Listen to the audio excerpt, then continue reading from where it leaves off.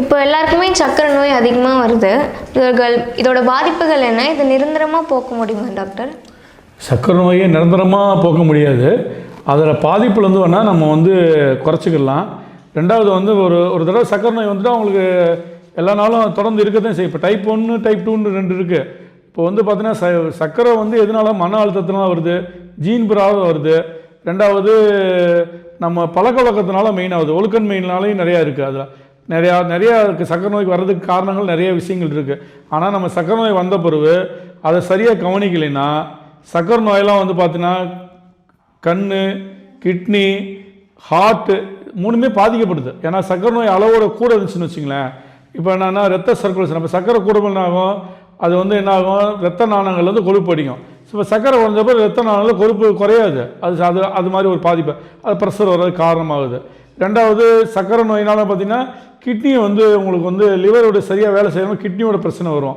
மூணாவது கண்ணுக்கு பிரச்சனை வரும். இப்போ சர்க்கரை நோயை நம்ம கட்டுக்குள் வைக்கலாம். கட்டுக்குள் வைக்கிறதுக்கு நிறைய மருந்துகள், சித்தா மருந்து நிறைய மருந்து இருக்குது. இப்போ சிறுகுறிஞ்சான் பார்த்துட்டிங்கன்னா அபூர்வமாக மருந்து. இப்போ சிறுகுறிஞ்சான், நாவக்கொட்டை, இப்போ பொன்குரண்டை, வெந்தயம், ஓமம், கருஞ்சீரகம் பார்த்திங்கன்னா இப்போ நிறையா சொல்லப்போனால் ஒரு 20 மூலிகை இருக்குது. இப்போ சர்க்கரை நோயில் வர்றது பார்த்திங்கன்னா அவங்களுக்கு எல்லா பிரச்சனையுமே சர்க்கரை நோய் வருது. இப்போ பார்த்திங்கன்னா ஆண்மை குறைவே சர்க்கரை நோய் வருது. இப்போ அவங்களுக்கு பார்த்திங்கன்னா அதாவது பசியின்மை, தூக்கன்மை, ஒரு சர்க்கரை நோயெல்லாம் சரியாக மெயின்டைன் பண்ணலைன்னா மற்ற எல்லா பிரச்சனையும் சர்க்கரை நோயால் வரும். இது தவிர்க்க முடியாத சூழ்நிலை வரும். அதனால் சர்க்கரை நோய் வந்தவங்க யாரும் பயப்பட தேவையில்லை.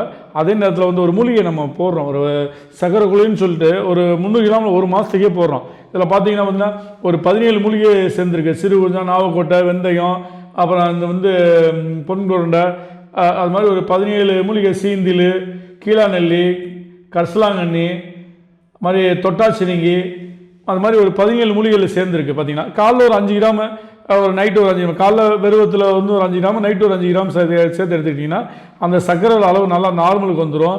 இது கிட்னியும் சரியாக ஊக்கரெல்லாம் சேருது. இப்போ அதனால் நீங்கள் சர்க்கரை நோய் வந்துட்டால் அவங்கள கண்ட்ரோலில் வச்சுக்கணும்.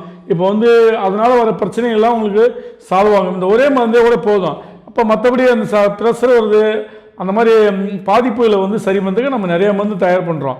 பார்த்திங்கன்னா லிவர் வேலை செய்ய லிவர் டானிக் எடுத்துக்கலாம். அந்த கிட்னி வேலை செய்ய இப்போ பார்த்திங்கன்னா சந்தன சிரப் எடுத்துக்கலாம். செரிமானம் இல்லாமல் இருக்கும், அதுக்கு பைட்டோசம் எடுத்துக்கலாம்.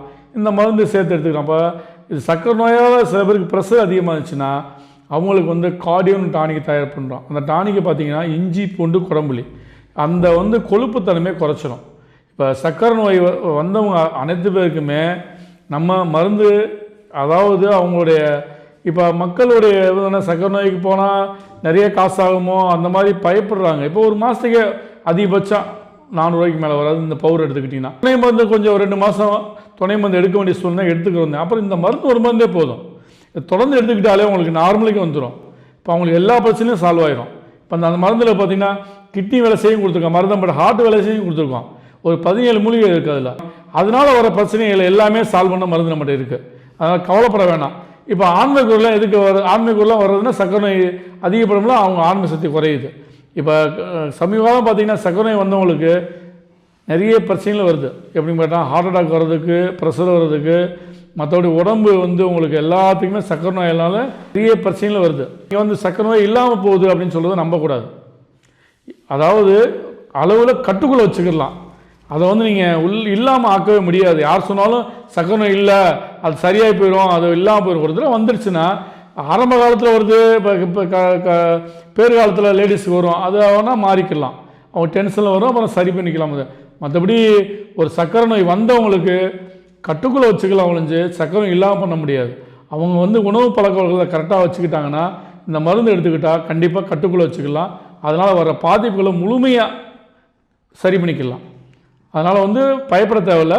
எங்களை அனுபவமில் உங்களுக்கு நிறைய விஷயங்கள் நிறைய தயார் பண்ணுறோம். அவங்களுக்கு சர்க்கரை நோய் வந்தனால அவங்களுக்கு என்னென்ன பிரச்சனை இருக்குது, இப்போ ப்ரெஷர் இருக்குது, தூக்கம் இல்லை அவங்களுக்கு சரியாக பசிக்கலை, சரியாக மோஷன் போகலை அப்படிலாம் சொல்லவங்களோ அவங்களுக்கு துணை மருந்தில் கொடுத்து முதல்ல சரி பண்ணிவிட்டு அப்புறம் ஒரு 2 மாதம் துணை மருந்தில் கொடுத்து சரி பண்ணிட்டோம்னா இந்த பவுடர் ஒன்றே போதும். அவங்க வாழ்நாள் பூரா அந்த கட்டுக்குள்ளே வச்சுக்கலாம்.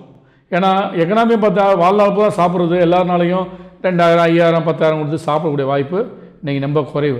இந்த பவுடரு அதிகபட்சம் 400 ரூபா தான். தமிழ்நாட்டில் எங்கே கேட்டாலும் கொரியர் ஃப்ரீயாக அனுப்பிச்சி வைப்போம். அதனால் சர்க்கரை நோயாளிகளுக்கு மட்டும் எங்கள் கம்பெனிலேருந்து ஒரு 20% டிஸ்கவுண்ட் கண்டிப்பாக கொடுப்போம். ஏன்னா வாழ்நாள் பூரா சர்க்கரை வியாதினால் அவஸ்தைப்படுறனால எங்களோட ஆதாயத்தை எங்கள் கம்பெனிலேருந்து இப்போ நானும் ஒரு சர்க்கரை நோய் பேஷண்ட் தான். அதனால் அந்த அனுபவம் வந்து எல்லாத்துக்கும் பயன்படும்னு எல்லா மருத்துவரையும் இந்த மருந்துகளை சர்க்கரை நோய்க்கான மருந்து தயார் பண்ணுறோம்.